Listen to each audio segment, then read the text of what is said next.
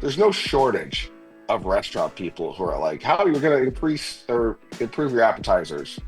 No shortage of chef-driven owners. I see very few owners who are giving away, hey, here's how to streamline your ops. Here's how to get out of your own way. Whether it's the brain, body, or being aspect of it, that they're just totally in their own way, or I'm down to do it. What should I do?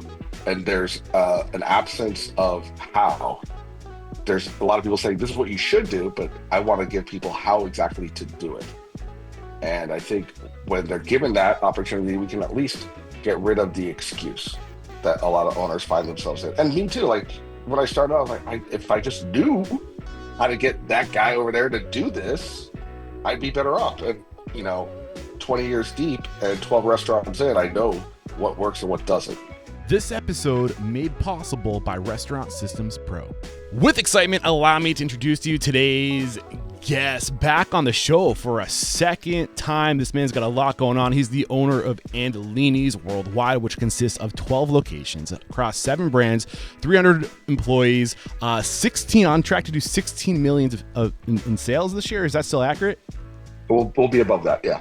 Above that, he's also the author of Unsliced, How to Stay Whole in the Pizzeria Business, and the owner, creator of Unsliced Systems, where you're creating content and courses.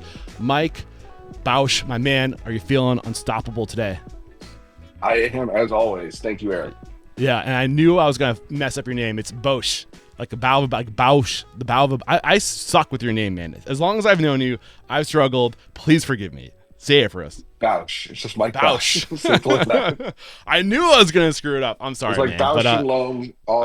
Yeah, simple as that. it's I mean, I know you know your stuff. I love your content. I love your sentiment. Your messaging is great, man. Whenever I see what you're putting out there online, it's like it's fire. So I know we're gonna be in for a treat today. I can't wait to dive into today's subject, which is gonna be 3 steps to systemize your ownership. So before we dive into that, real quick, what do you got to inspire and get that motivational ball rolling? For sure. The number one thing I say to anyone in this business is to understand that if you're not impressive by default, you're unimpressive.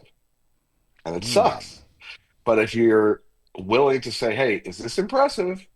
Then you can make wins because doing the job is not enough. There's enough people doing the job on a convenience level or even a value level that to have experience, you have to be impressive. But when you could do that, you're not really battling 300 restaurants, you're battling more like 5 to 10. And to all the people are like, well, what's the X factor? And I'm like, is it impressive? If you can answer yes to that, then move on to another thing. Yeah. I mean, I think the core underline, it's not enough to do what's expected to today's market. You have to kind of truly be, you have to over deliver on the expectation. You have to stand out. You can't be like everybody else. For sure. If Yeah. you do, it's death. Right. So, I mean, I think the last time we had you on the show was back in like 2021 was the last time I rolled through 2022. A lot's been going It was on. a So, long time ago. I can't tell if it was before or after COVID. It was a while ago, though. I I think it was mean, after COVID. It was it after was after COVID. COVID. I want to say it was 2021 because I was also in Oklahoma City around that time. So, I mean, before we dive into the workshop, man, just real quick, catch us up. Like, what's happened since then? Oh man, si since then we've grown out of the Mexican restaurant called Dos Panchos, and that's doing great here in Tulsa. That's kind of more of a sister brand. We had streamlined our operations so tight that some of our crew was like, "Well, are you guys gonna not need us?" And I was like, "No." And my brother and I focused our attention to let them do what they do great, which is cook incredible, authentic Mexican food and just build the brand around it, which has been awesome. Outside of Andolini's, I took what I had written in Unsliced the book, because so many restaurants would be like, hey, fly out to me, do this at my place. And it didn't really make sense for me or for them. And I had done it for a few restaurants that I put it all into my program and the Unsliced restaurant system. So my mission is to invert the failure rate for independent restaurants that instead of 4 out of 5 failing in 5 years, that 4 out of 5 succeed, or at least anyone that just wanted the path now has it. if that excuse, like I would kill it if I just knew what to do here or there, that excuse goes away. Right. So altogether, you have the how many pizza locations do you have? You have 12 total units. 12 total things, five brick and mortar Andolini's pizzerias, then the food truck, which operates as its own entity. Then we have two food hall locations. One is Zaza's Pizzeria, which is Tara Hatton, my protege, along with my brother's protege's concept. Metropolis, which is a cheesesteak concept. Then we have our catering company, location in the Tulsa airport. Proximo, which is a fine dining restaurant here in Tulsa, Oklahoma, uh, which is which destroys, it kills. And then Dos Panchos. Uh, how many is that? I think that's seven, and I think you had another one opening recently or soon, or was that the Mexican concept that We're just working opened? on another concept that we haven't announced yet, but yeah, we have it in the we're just we were at one location and that wasn't working out, so we're seeing what we're gonna do and maybe placing it in another location. But five Andolinis plus seven other things, 12 things all day on our way to a 13. So as you're scaling now, like what is your approach? I'm just curious before we get into it. Are you where are you finding the people to run your restaurants? Are you finding people who have talent in your community? Are you investing in them? Are you bringing them up from, are you creating opportunity from within? Like what does that look like for you? We definitely want to create the opportunity from within as our preference because it's a lot easier to be captain of the football team when you've gone to 4 years of high school as opposed to first day of freshman year. It's just always has been that way. Our culture is a unique one and it's very positive, it's very goal driven, and people that get nurtured into that do better. As far as finding people, it's not been hard. And also, our attrition rate's extremely low, which helps with that. So, people who want more growth opportunities, more restaurants provide that. The It's all in Tulsa, and it is a lot of humanity and a lot of thought and a lot of connection, but it's also the same system. And I'm not just relying on that buzzword, but when you know, hey, here's how we establish a logo, here's how we establish our brand positioning, our ideal client, what the value prop is, what the experience things will be, what the signature item is going to be. When those are all tight, then it's just adding it into this to the already flying jet and just adding another passenger on the flight. Yeah, it kind of reminds me. I had Cameron Mitchell on the show, Columbus, Ohio, and he was talking about all of our restaurants are exactly the same in terms of internal operations. It's just a different chassis. So it's like the same inner workings of a car. You're just putting a different outside Yeah. on it, a different finish. That's all it is. So with this Mexican concept, I'm curious, was this somebody from within, or did you find somebody within your community But that? totally with a guy who was killing it with us with prep for a long time.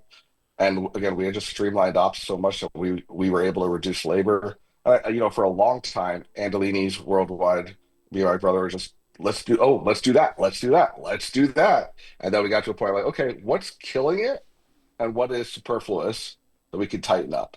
And you know, once we had tightened up ops exponentially, then it was like, all right, well, we don't want to like part ways with some of this extra staff. What can we do? And our lead chef of prep, or one of them, Guillermo, he's killing. Like he's making food for the team all the time. And we're having that. So we're like, this is awesome. This is Yeah. exactly what I'd want to pay for. How about we Yeah. set that up so that everyone in Tulsa could have it as well? Yeah, I think that's the really magic. I say that our mission statement is to inspire, empower, and transform the industry. And if we can transform the industry, we can change the world. And it's exactly this type of stuff. When you can empower restaurant owners to create opportunity for others and to lift up communities and to bring, like if you're climbing and you can bring people with you, and you're doing it beyond the four walls of your restaurant, beyond your community. Now you're doing it with restaurant owners across the country, teaching people to take this knowledge to their communities. I truly believe this industry is going to change the world.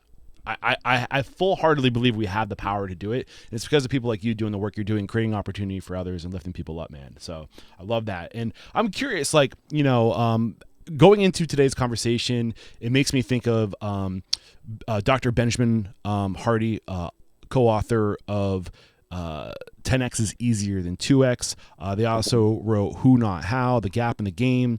And a big part of the work he's doing with Dan Sullivan is really saying, what is the 20% of the things that you are uniquely qualified to do, that you love to do, and how do you delegate and outsource everything else? So on that note, before we move into these 3 steps we're going to be covering today, what is it that your core focus is today? What is the 20% of the things that only Mike does? For sure. I still head up the marketing, and I think there's a lot of people who get marketing wrong in looking at it like, okay, well, I'll manage the ad spend. And it's really, I look at it like I manage the human connection. That's the goal, is how do I create more human connection at scale? Now, is that a video? Is that DMs? Is that a whole DM structure on Instagram to potential clients, whether it be catering? That's my zone that I'm very good at. Now I'm also I head up, what is the tech that we're doing with the business, along with the human connection with staff. Like it used to be they relied on me because I was the fastest dough thrower. Now it's can I go to the stores and say what up and build morale and help the managers and also increase their morale. And I that's a really great place to get to as an owner. I think the thing that stops a lot of owners from getting to that spot is themselves or the unwillingness to let others win. And that's a big problem I see with ownership out there. As I'm talking to all these owners, a lot of them are like, well, I have to be the one. I'm like, that's not true. You've lied to yourself. And it sounds like a 55-year-old mom who's still making their 32-year-old son's bed and justifying that they need to be the one to do it. Yeah. Yeah. And once you find out your absolute purpose, the thing that you do that you love to do, and you get out of the way, that's really where you start to shine, because you're creating room for growth for other people. And that's where you can start to go further together, because now everyone's got their core focus, and then you stay in your lane. You as long as you have systems around communication and where we're going together, as long as we're getting to that same place, if you stay in your lane, you will go way further, man. So I think today's workshop is really going to focus on, I think, the fundamentals to start doing that, is it not? Yes, for sure. Yeah. So the subject today, what you're going to be covering, the 3 steps to systemize your ownership. Why was this what you wanted to bring to the table today? Why does this excite you? Oh, this is definitely my zone that there's no shortage of restaurant people who are like, how you're going to increase or improve your appetizers. No shortage of chef-driven owners. I see very few owners who are giving away, hey, here's how to streamline your ops. Here's how to get out of your own way. Whether it's the brain, body, or being aspect of it, that they're just totally in their own way, or I'm down to do it. What should I do? And there's an absence of how. There's a lot of people saying this is what you should do, but I want to give people how exactly to do it. And I think when they're given that opportunity, we can at least get rid of the excuse that a lot of owners find themselves in. And me too. Like when I started out, I was like, if I just knew how to get that guy over there to do this, I'd be better off. And, 20 years deep and 12 restaurants in, I know what works and what doesn't. What up, unstoppable restaurant owners and operators? We have to interrupt today's video to let you know that Restaurant Unstoppable and Restaurant Systems Pro, we're taking our relationship to the next level. Beginning in July of 2024, Fred Langley, CEO of Restaurant Systems Pro, is making himself available once a week in Restaurant Unstoppable Network to answer all of your restaurant systems questions, whether it's the profit margins. He will look at your P&L. Bring your P&L. He will take a look at that. He will dissect it. He will help you find your profit, whether that be through budgeting, inventory management, costing recipe cards, labor, checklists, you name it. He is a master on restaurant systems, and he's making himself available to you. Fred Langley and Restaurant Systems Pro started as a consulting firm, and for over 16 years, they've been helping their clients increase their profit by 10% or more. What are you waiting for? Click the link below to join our Facebook group, Restaurant Unstoppable Network. Yeah. So what is the first step? Get into it. So when it comes to being an owner, the number one thing I want all owners listening to this to think is to understand first and foremost the difference between important and essential.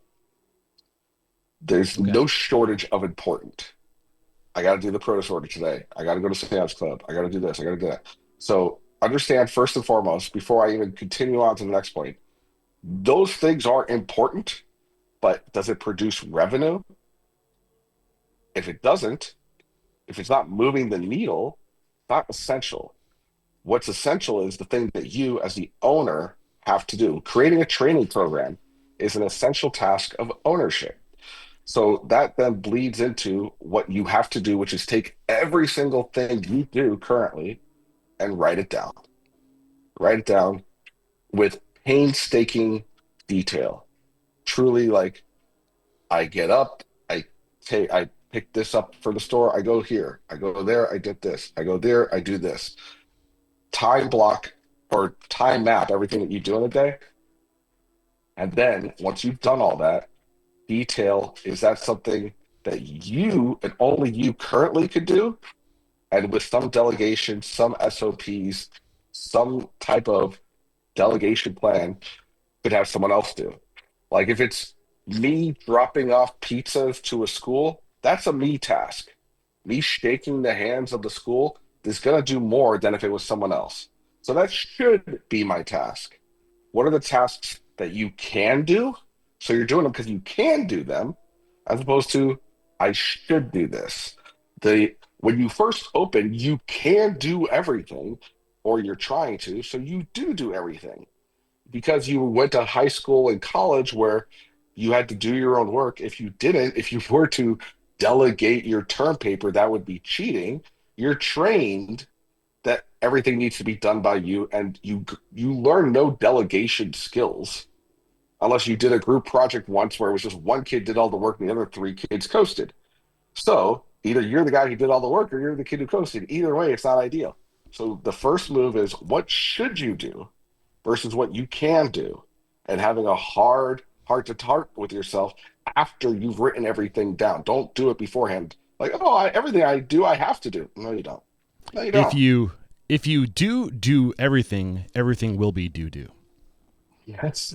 Yeah. So It's exactly what happens. so I'm curious, man. In the circumstance where you are, say, an executive chef, and your passion, the thing that you got into this business for, was to cook. That's what you want to spend the rest of your life doing. It is the thing that lights you up. What about those people that have the ability to be an owner because of their skill set, but don't necessarily want to do the other things? And that's awesome. I love that. So that's a task that we will use the cliched phrase fills your cup. Coming up with a menu fills your cup. I will say this with absolute certainty. That will become the bane of your existence if you do it because you're the only one who can do it. So what the smart play here is learn how and what you do, delegate it so that everyone knows how to do it just like you.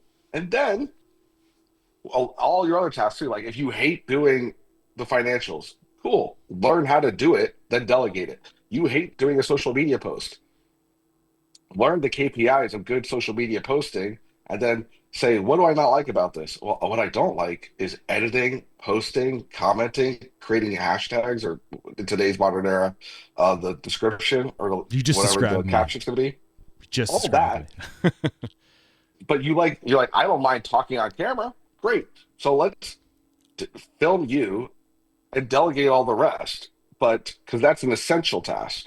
Right. And then going back, like what I want to do is just go and cook on the line on a Friday night. Great. Do that because you want to, not because you have to. When you can get to that point, then you're good. Because there's the person who's the grizzled veteran who's like, well, I don't mind making the dough and I like doing dough. And it's like, when was the last time you took a vacation? Oh, I haven't gone on a vacation in 20 years. Why not? Well, then who would do the dough? Yeah. Yeah. So I think you can still choose to do these things because you want to do it, but you need to give yourself the option to go to a funeral, to go to a very Yeah. important baseball game, like to a wedding, to, if you get sick, go get healthy. Like the business cannot hinge on you. Doesn't mean that you have to be the one doing all the things that are, more executive, like HR, operations, technology. Like, you don't have to do those things, but you need to have systems for somebody else to do them so you can delegate it. Yeah, Yeah. and it definitely is pervasive in this industry. This what's being masked as hustle or work ethic, which is really ego. Like I'm Right. all for work ethic, I'm all for hustle, I'm all for smart work. I meet, especially now what I'm doing when I meet other owners, no shortage of owners like, well, who am I? My parents came over from blah blah country and they worked every day from 5 a.m. And who am I to not do every single task all day and kill myself down to the bone as they are now breaching into their 60s and still doing each thing, thinking that this is somehow the righteous path. Right. Yeah. I think the only other scenario I can think of is you are not an operations minded person and you're not the one that should be doing these things because it's not Mhm. your unique ability. But today you're seeing a lot of people, I mean, what they call rocket fuel, which is the creative operations partnership where there's, generally it's the chef and the GM, as long as somebody's doing these things. Does it have to be the owner is my question, or can it be a partner that if, I think it's a good question, but I really do think the owner has to know what it is. well, I think in case something happens, you have to be able to step in for a short period of Yeah. time in case, right? Again, financials wave bye-bye to a lot of people, Yep. but we're not talking rocket science. We're talking basic data input from your POS into a solid spreadsheet that says, did we make money or did we lose it? And people, it's 9 times out of 10, not acumen, but emotion that's getting in the way. It's Yeah. I don't know, or that's not for me. And it's a lazy ploy because we're not talking anything that's not doable. It's just not like this super hard skill-based thing. And these skills are not so incredibly difficult that people can't take them on. And I think they're making a mountain into a mole or making a mountain out of a molehill. If they stopped and spent the time that they're doing their minutia tasks on even just learning how to stop and listen to an employee as opposed to talking, they find it doesn't take a lot of effort. It actually takes less effort. It takes less effort to try and be super interesting and tell the employee all the things about what you do, as opposed to, what was that like? How do you feel when you're working here? What do you not dig? I just sit there and listen, which is super uncomfortable. And some owners will just refuse to do that. But it's really less is more, slow is fast, and fast is slow. And that's a hard ass lesson to take. It took me a long time, but then when I learned, I was like, holy crap, I've been making this so much harder than I needed to. Yeah. With less, you can channel your focus and do Yeah. more. Yeah. So have we fully unpackaged step one, establishing tasks you should do versus tasks you can do? To get it really, if you're thinking, well, how do I go through the tasks? Again, time map your day. Like, what did you do? Also, your week, because Monday's probably different than Friday. Yeah. I want you to then establish, does this need to be done on site or could it be done off site? For example, you're putting in your financial data into your from your point of sale into a spreadsheet could be done off site Yeah. nowadays. Yeah. Meanwhile, doing the PARs has to be done on site. Doesn't mean you have to do it, but it has to be done on site. You can find so many ways to delegate off-site tasks more than ever before through virtual assistants. Even, I mean, if you really want to go to that next level, the world is open now. How are you using it? Then, once you've established what every single thing is, and you have a whole list, you are saying, okay, what's my plan to delegate it? Even if you say, I don't have no plan, at least you've established what you have as the plan.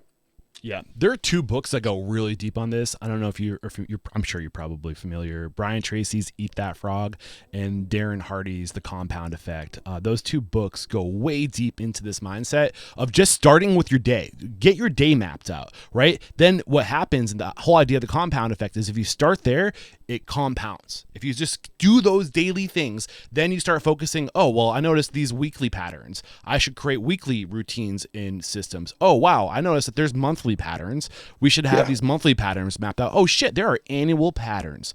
Holy cow, Hmm. we should have annual rituals and routines. And but if you start with your day and you master the day, you'll master your week, you'll master your month, you'll master your year. But just start where you can. Great stuff in both those books if you guys want to go further into this. And I'm sure you probably touch on this in your course too. Is that right, Mike? Yeah. In the program, we get very deep in there, and I love going to the Stoics, and a very palatable way to look at Stoicism is with Ryan Holiday's "The Obstacle Is the Way." So Yep.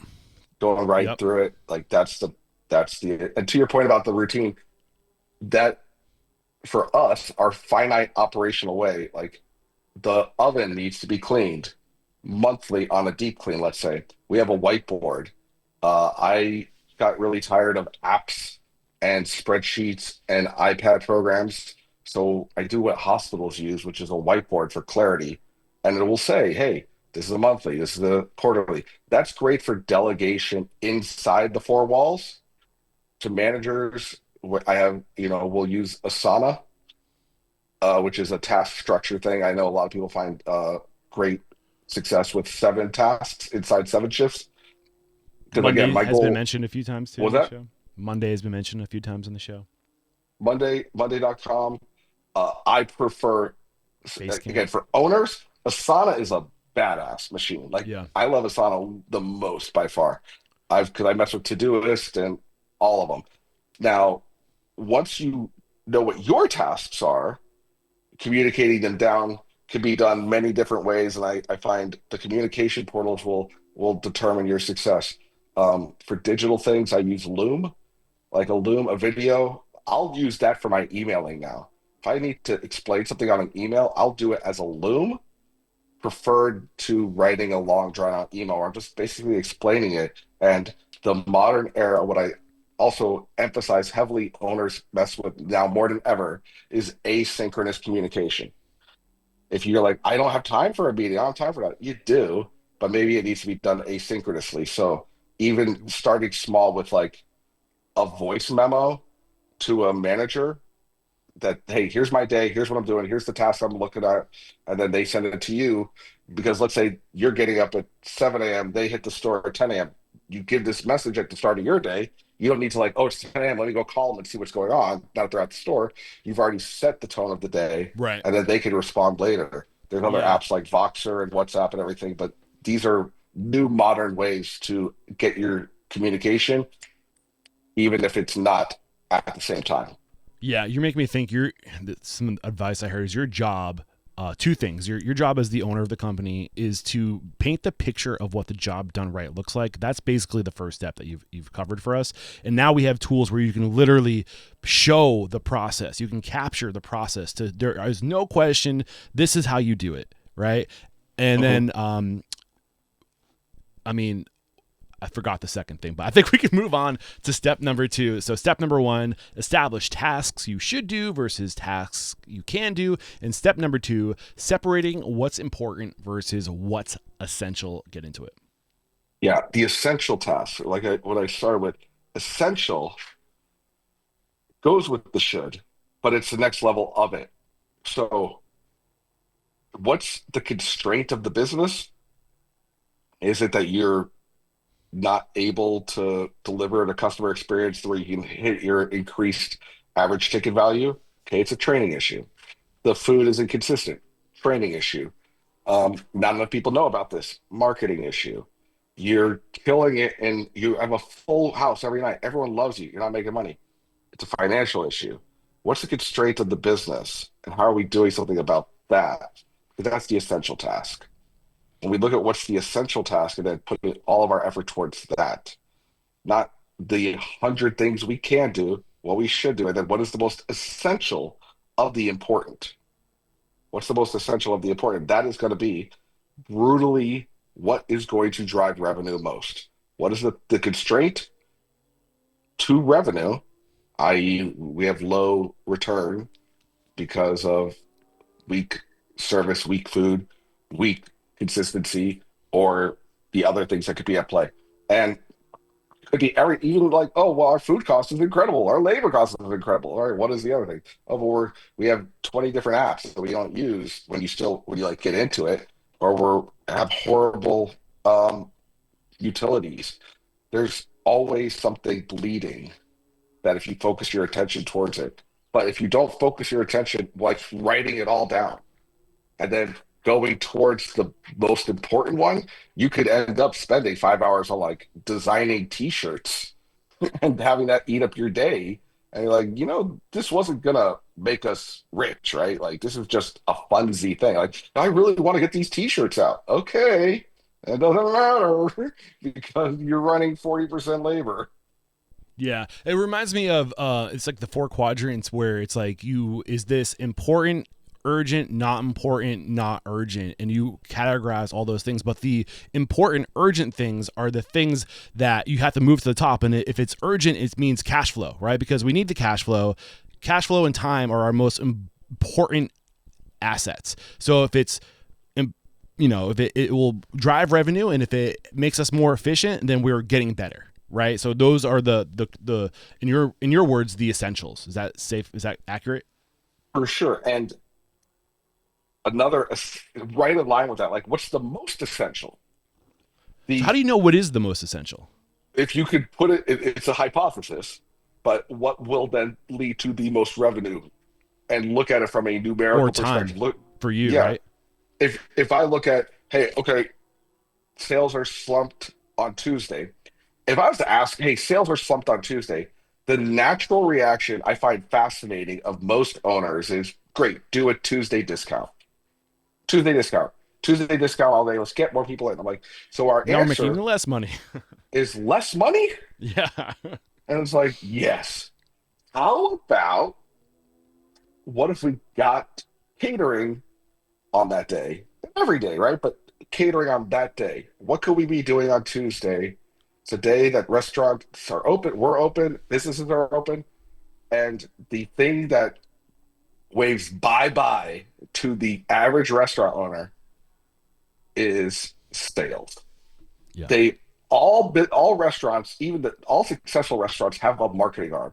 It is fascinating, truly fascinating how few to none have a sales arm of calling a business. Hey, how are you guys doing? What's the next time? What orders do you have coming up that we can help you with? That's sales. It's not marketing. And we're like, well, we do catering. We do catering. We do catering. Okay, great. I don't care. But if I call someone like a sniper instead of a machine gunner, like, hey, we do catering, but you right there, I want you. Hey, big company X that's in my town, we love you guys, and we use your stuff all the time. What do you got coming up next week? Not even that's assumptive selling. I assume they're going to need something, and I am the answer to it. Like, we really wish that you guys would use us more. That is not selling. That's desperation. But hey, what do you guys have coming up that we can help you with? Oh, I mean, we have the annual fundraiser thing, or we have the blah blah blah. Great. How many people are at that? Oh, it's gonna be like 200 people. So what day is it? Tuesday. Fantastic. Or every other Friday we have our big blank blank. Now they're in the mix and the catering. And that's the other thing. If Tuesdays are slow, but Fridays we could do this at 3 o'clock or noon, and we could just increase the Friday. That can offset the Tuesday. These are things to move the needle. And it's, again, looking at the constraint and making smart moves with whales rather than begging for sales. Yeah. What's the core difference between sales and guerrilla marketing? Curious. I guess, well, a guerrilla marketing, the assumption is that it's low cost entry. That's that, but it could be really sales. Like someone might get, oh, it's a guerrilla marketing tactic, but no, it's a guerrilla sales tactic. Marketing is getting our name out to the world. Sales is taking someone and getting them Pers- to purchase when they would not have done it otherwise. persuasion. Yep. Is that accurate? Was that? Is persuasion a good way to describe it? So in fairness, I don't love even persuading them because it's just like letting them in on it. Okay. It's top of mind awareness with the good sales is just saying, what is your problem? and how can I fix it? Right. How can I add value? How can I be a solution? Yeah. Yeah, that's Um, all it is. yep. Again, the whole like sell me this pen thing, the to the people who know the right answer, it's not like, oh, this pen's so great, this pen does this, this pen does this. It's, well, do you need a pen? What do you Yeah. use a pen for? When it comes to a pen, what is the like question, be interested, not interesting. It's like, well, if that's what you're running through, this pen's probably the best one for you. Yep. Yep. Okay. So we've covered step one, establish things that you should do versus tasks you can do. I think we just unpackaged separating what is important versus what's essential. Is there anything else there before we move on to step number 3? No, I think that's a great spot.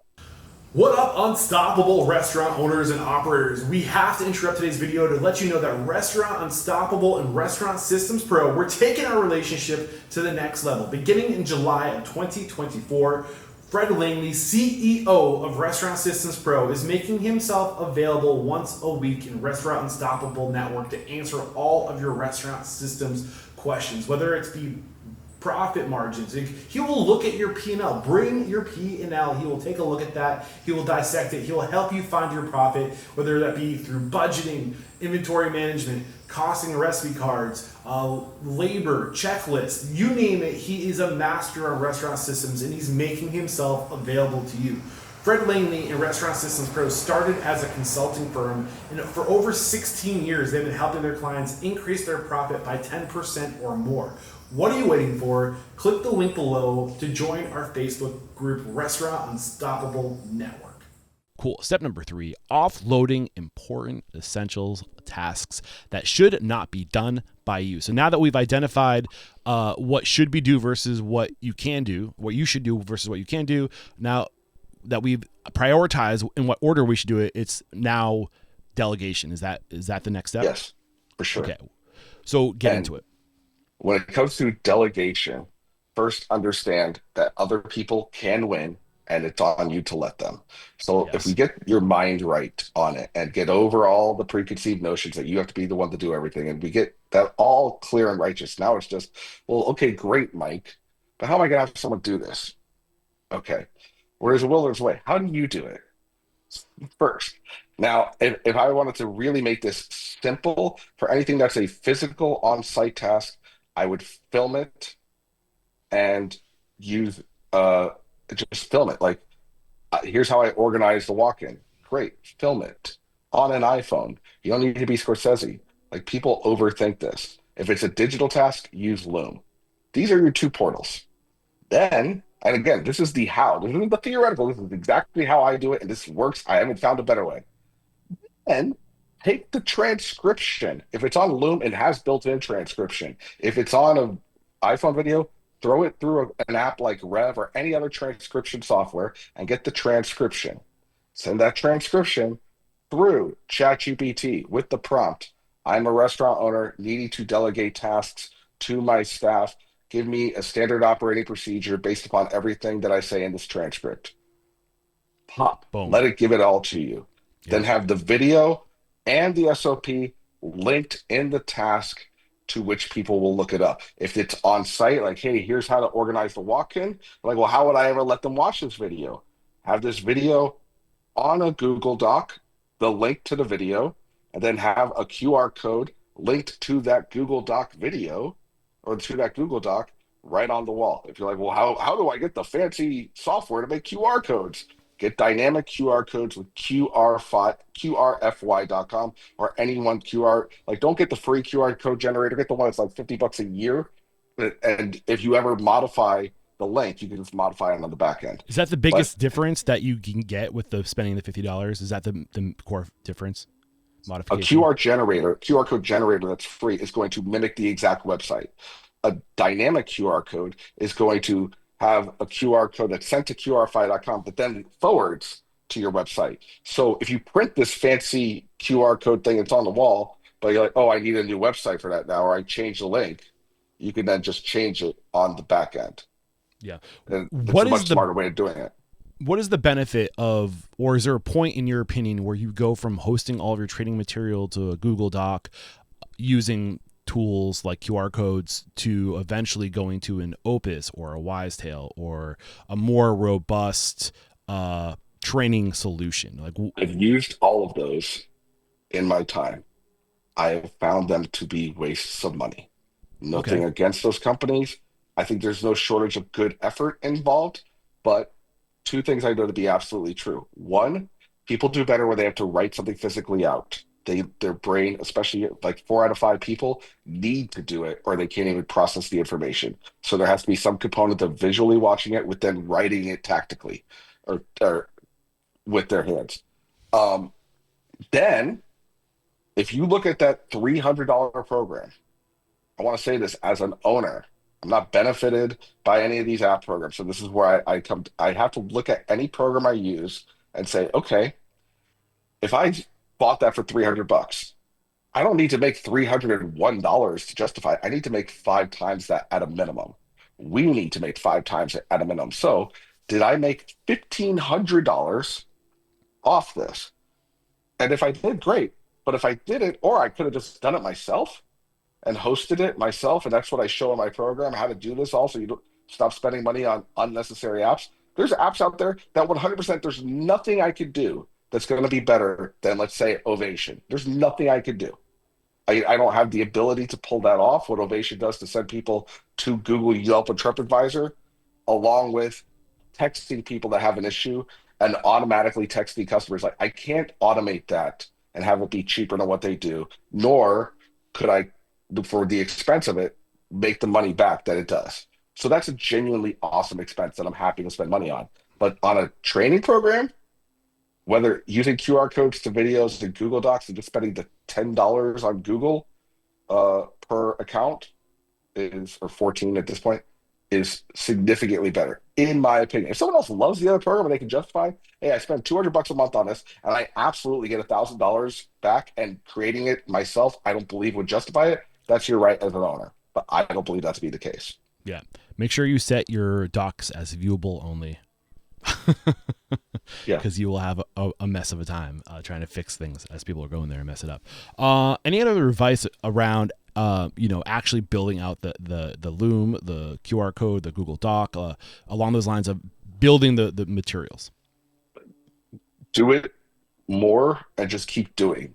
Don't don't be in love with perfect. Just do it.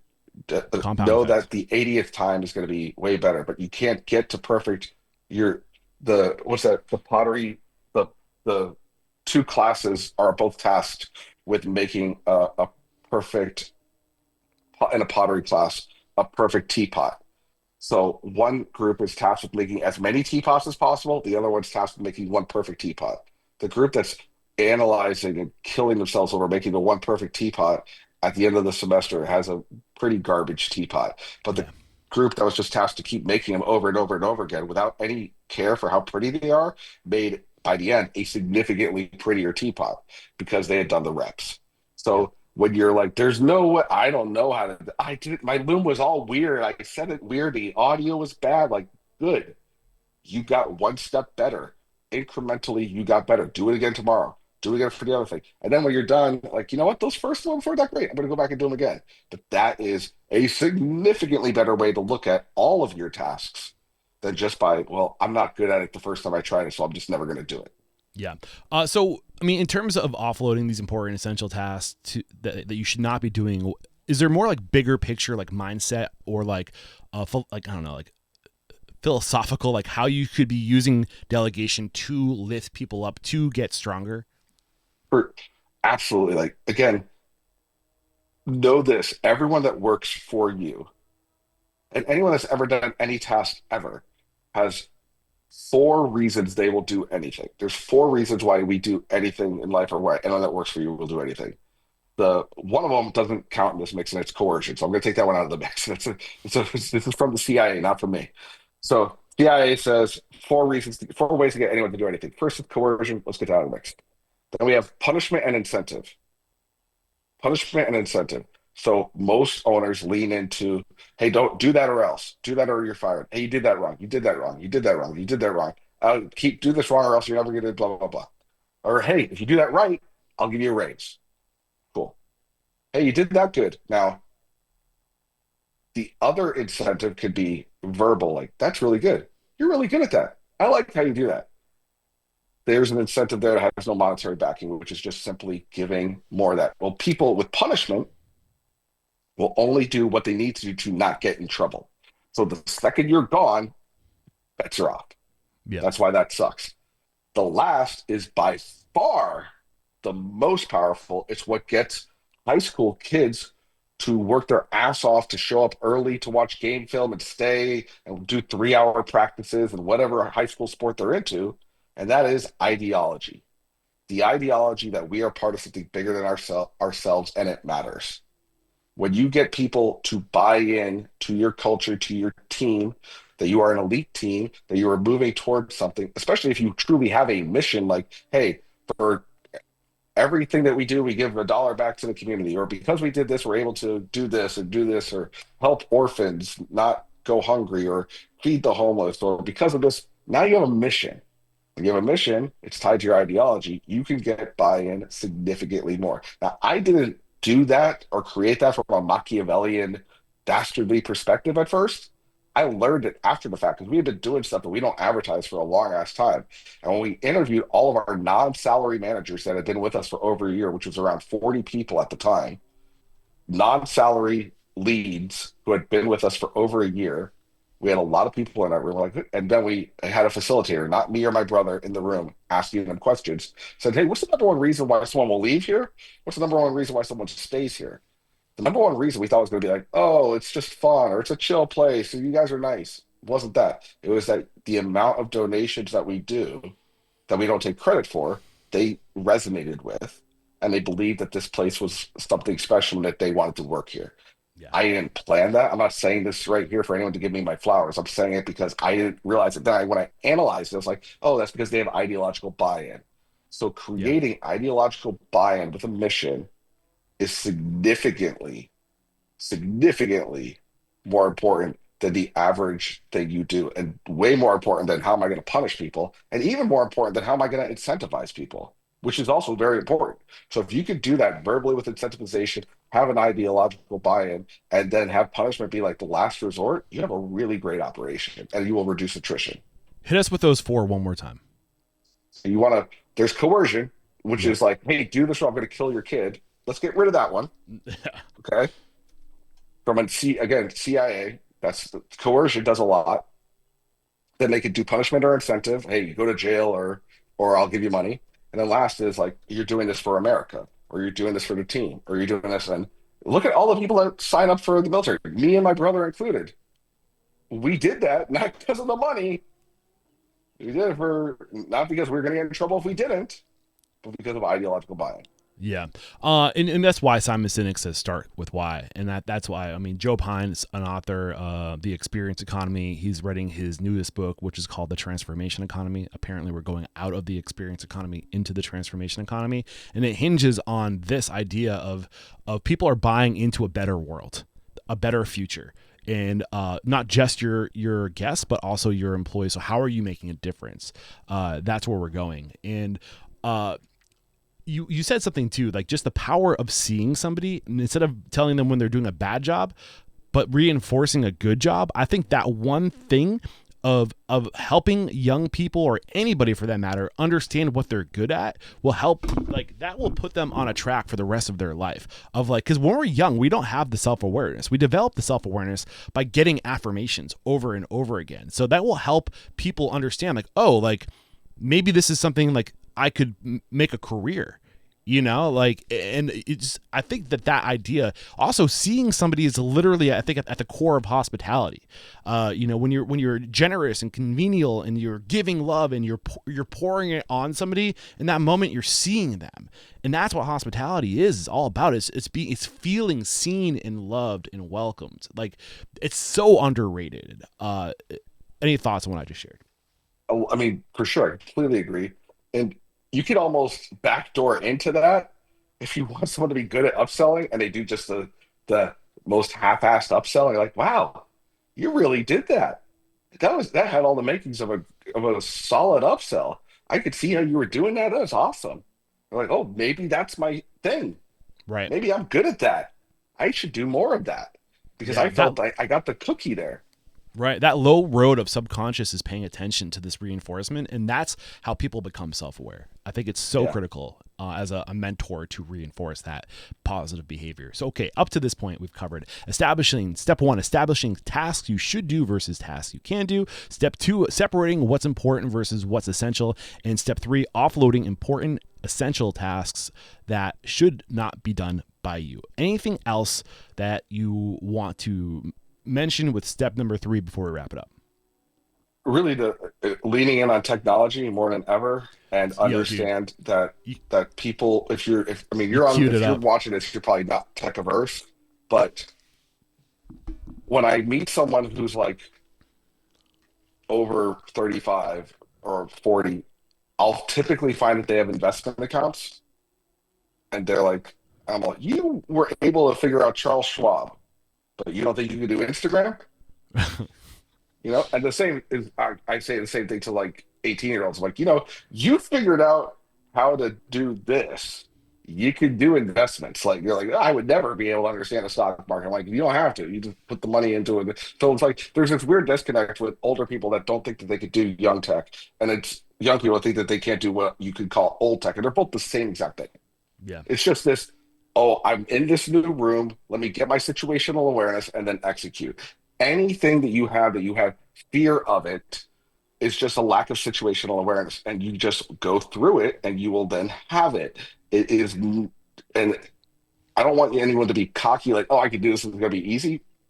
But be confident in the things that you've done, what David Goggins would call the cookie jar. Like, hey, you opened a restaurant from nothing, you could probably hit play on a video. Right. You were able So to do, you could probably hit play on a loom. you teed it up perfectly. I was hoping to get some bonus content from you today. And when you were talking earlier about today, your core focus being on, one of the things you do is focusing on system and technology and improving technology. And you just mentioned again, you leveraging technology to delegate, to streamline system and process. What is your tech stack today? What does that look like? Just run through it real quick for me. So in the restaurant, it starts with Toast and the apps that go along with Toast. But we are very old school in a few different things. Like we're on ADP because I don't want to spend $11 a Payroll. person a payroll. Yeah. I don't need someone else to do my HR manuals. Like we will pay for it once, get it right, and iterate upon it. So a lot of Google, ADP, Toast gift cards, Toast online ordering, DoorDash, um, all of that in the regular run rate of those things, with managers being on 7 shifts and 7 tasks, with my whiteboard on site and my own training manual that we've developed in Google Docs. Then the managers are also on Google Docs with a mix of Asana. Personally, I use Asana for my whole life, along with um, other things like WhatsApp. And for all of our managers and all of our different threads, I despise Slack because I think it festers nothing. And I think the Asana is task driven, so that's a really solid one for me. And then just filming, if I film something, edit it. You could use CapCut or Kling AI. Uh, I have, you know, cameras, whether it be my iPhone and a So DJI is or an this Osmo for like 3. social media? Is that what you're talking about now for I'm editing just, social I content? started with the restaurant, then I went down the line of like social media, where people are like, well, I have to get a cameraman. Like, you can Hit me with you those can get with an editing. Osmo and kill it.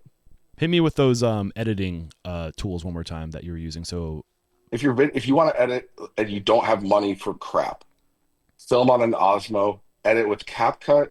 If you're filming yourself and it's just like talking head stuff, you could do Kling AI and use the natural.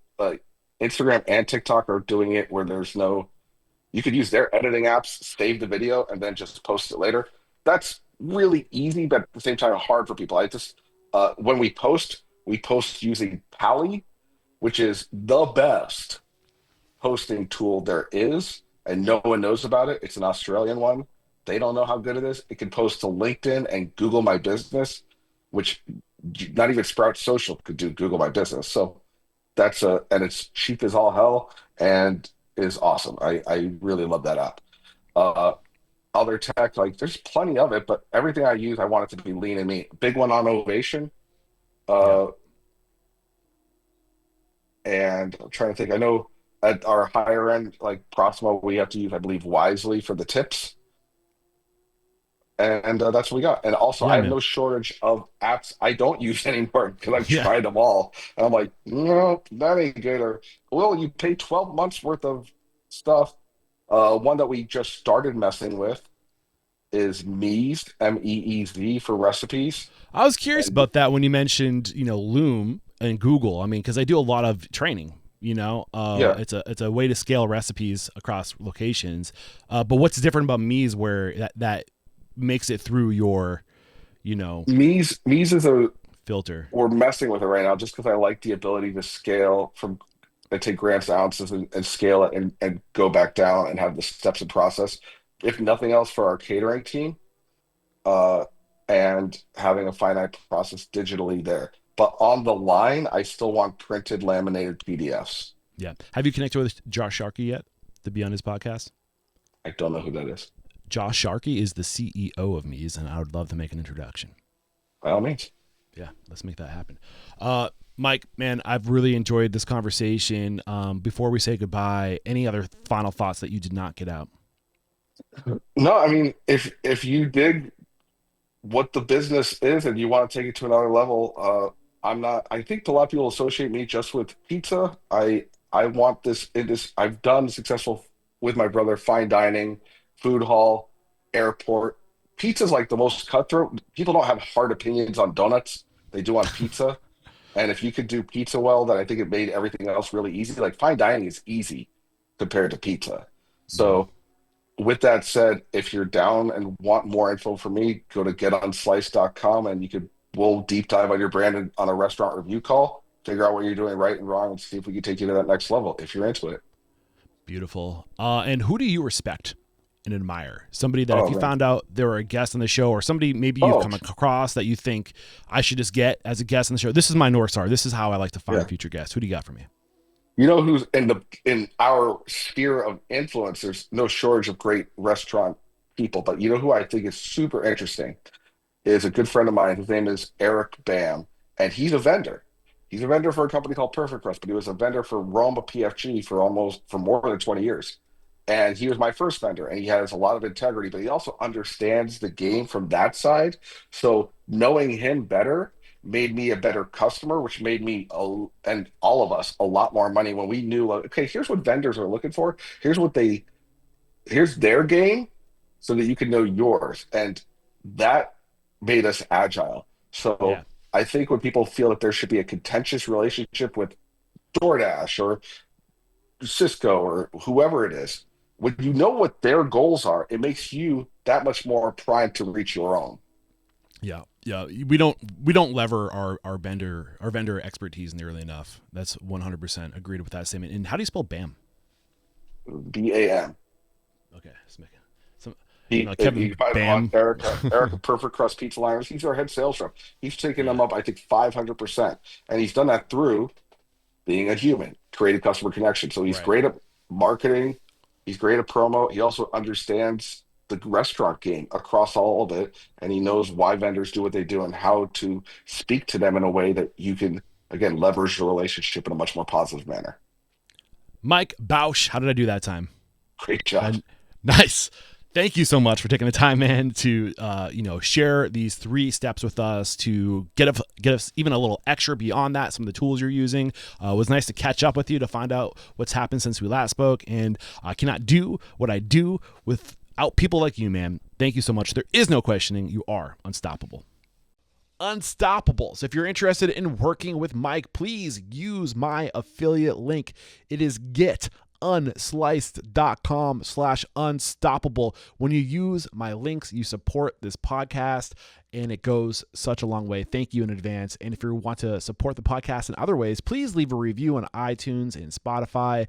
Those reviews help with our ranking, and subscribe to our YouTube channel, youtube.com/restaurantunstoppable. All right, guys. Thanks for listening. We'll catch you next time.